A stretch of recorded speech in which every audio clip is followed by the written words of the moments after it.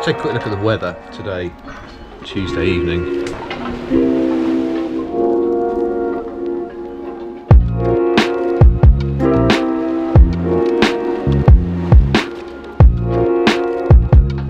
Absolutely stunning. The reason I've done that is because apparently tomorrow said it was going to rain today, and they were right. And it's typical really, because today's the first day I've commuted into Bristol for 9 months and it's rained. Okay, admittedly not that bad, but come on, it's a bit unfair, isn't it?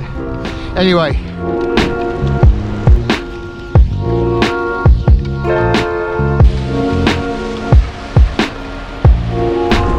loving these segregated bike lanes. Awesome.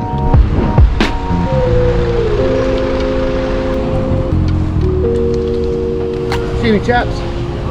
Thanks a lot.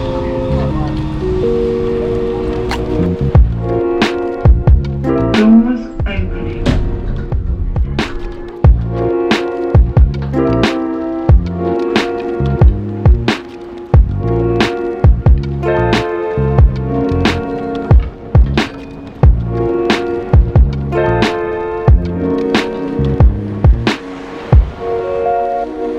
So the 110 kilometres that I've ridden this week have all been commuter miles. Haven't really had a chance to fit anything else in this week. Work's been manic. Beck's not been so great in this second half of her chemo, and the kids and everything. It's just tricky to fit in and to motivate yourself. But it always strikes me a bit strange that it doesn't matter how you do it on a commute. It never feels quite the same as when you decide to go out on your own just whenever you like for a ride. Commuting always feels different. Doesn't matter what you do. I vary up my routes into Bristol. Sometimes ride a bit further and leave a bit earlier. But there's a ton of different things you can try, but it never quite feels the same, because obviously you're heading to work or you're heading home from work, and it just changes the feel for the ride somehow. This is more like it.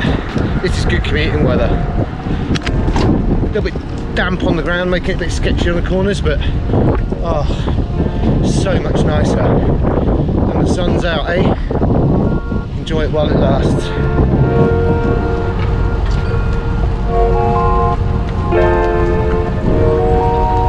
Evening. Hey Tester! Hello, how are you?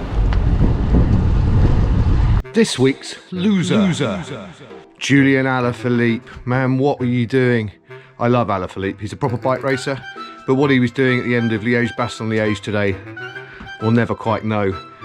Taking Hershey's line, it's going to get you DQ'd or relegated anyway, but then celebrating before the line and then getting pit to the post by Roglic. Dude, what a fool. Loser. And this week's winner, it's got to be EF Pro Cycling. Jonathan Walters, that jersey design, absolute class, total genius. It's not the design, because it's pretty minging, let's face it, but it's more the marketing savvy. Jonathan Walters is a business genius, and I love the way they're disrupting stuff at the moment. And that TT helmet, man, that TT helmet is something else. So don't be a loser like Alaphilippe. Hit the subscribe button, hit the notifications bell. And if you're enjoying these videos, make sure you hit like and leave me a comment below. Tell me what you think. Oh my God. I would like to talk for a few minutes about Adam Hansen. Adam Hansen is a World Tour rider who's probably best known for riding 20 consecutive Grand Tours. Now, a Grand Tour, for those of you who don't know, is a 3-week tour. There are 3 of them in the world. There's one that starts in Italy, and then you have the one in France that everyone knows, the Tour de France, and then there's one in Spain. So you have the Giro d'Italia, Tour de France, and then the Vuelta a España. They're usually in that order. This year, obviously, it's a bit mad. We've just had the Tour de France. Giro started this weekend, just gone, and the Vuelta starts in a couple of days' time. I think it overlaps by 2 weeks or something. It's very rare that people ride all 3 in 1 year, to the point where nobody has held the overall for all 3 within the same year. It's really tough to ride all 3 of them, and not only did he ride all 3 of them in 1 year, but he did it for the best part of 7 years really, to do 20 in a row. broken the world record for the amount of consecutive Grand Tours that he does. He's an amazing individual who makes his own shoes. He also makes specific cases for the radio packs to make them lighter. He's also created the software that Lotto Soudal, the team he currently rides for, and a couple of other World Tour teams use to work out all their logistics, to know where the bikes are, where their riders are.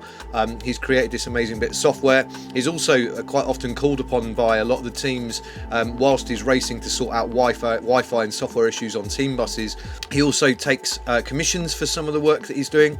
Over this lockdown period, he was making 3D printing, PPE for quite advanced medical products for people.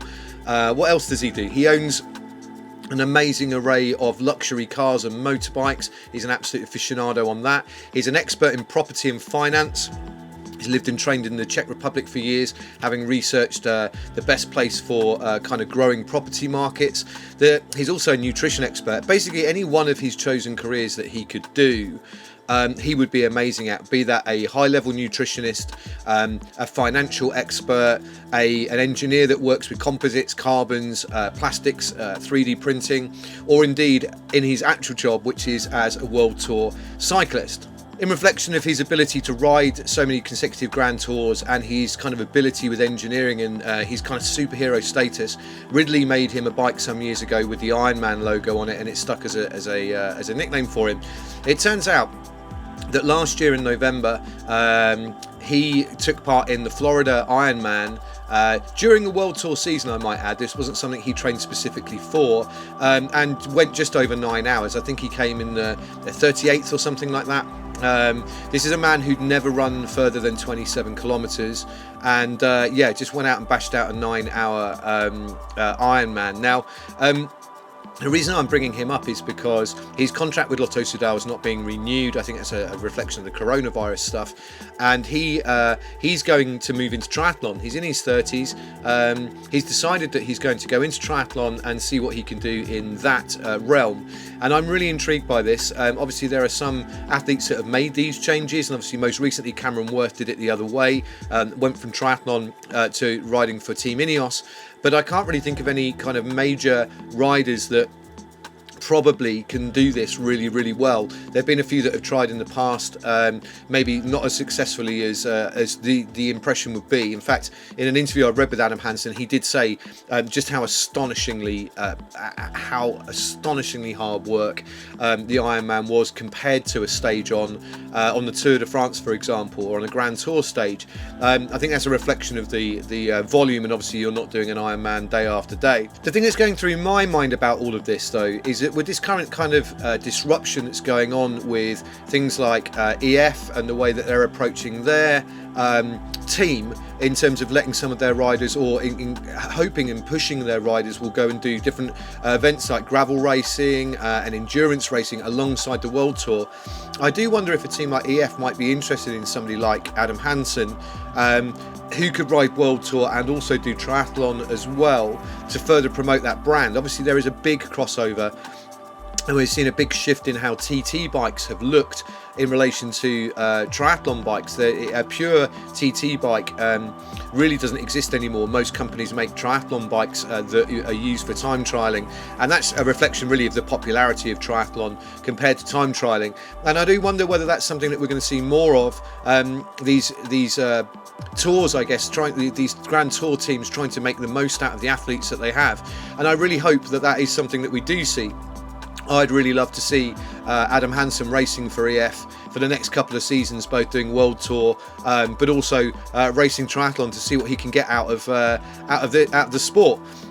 So that's this week's video. You'll notice that I kind of purposely haven't talked about where I'm at with my stuff. There's a lot of reasons for that. I'll maybe go into them over the next couple of weeks, but this is the thing that's really caught my eye and been quite an interesting distraction for me, has been this kind of story of Adam Hansen kind of going into tri. I really hope he does really well. I'm really intrigued to see what kind of tech and ideas he might bring into triathlon, in the same way that he brings an amazing level of tech and information and efficiency and kind of next level thinking to the world of Pro Tour cycling. Have a good week. See you on the next video. I hope this week is a good one for you. I hope it is for me too. Appreciate all the messages that I keep getting every week. That is really kind of you all to stay in touch with me. And I'll see you on next week's video, and hopefully the weather will improve, and so will some of the approaches to training that I've been taking this last couple of weeks, which I've been struggling with. Take it easy. Have a good week.